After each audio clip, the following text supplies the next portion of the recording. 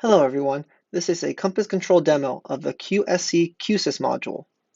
Jumping straight into the control page, you can see the Q-Sys menu and three types of control: DSP Mixer, Gain, and Snapshots.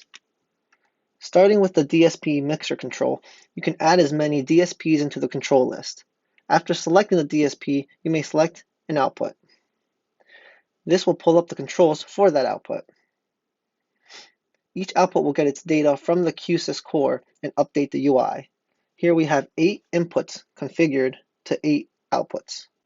DSP control controls the gain and mute on each input.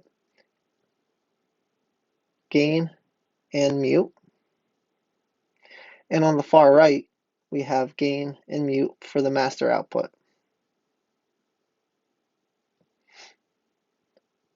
To get back to the main menu, press the QSC logo on the top left.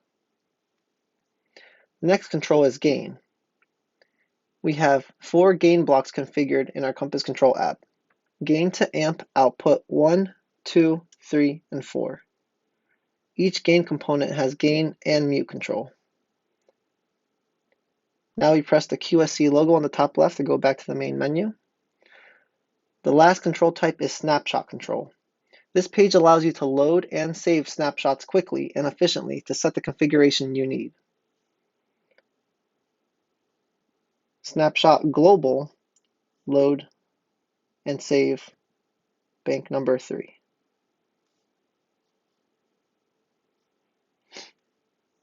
An error may be seen on the bottom left of the screen. For example, System Power 7 does not exist. On the bottom left, it'll say Snapshot System Power Bank 7 does not exist. Now we press the QSC logo on the top left to go back to the main menu. This is the functionality of the Compass Control QSC Q-Sys module UI.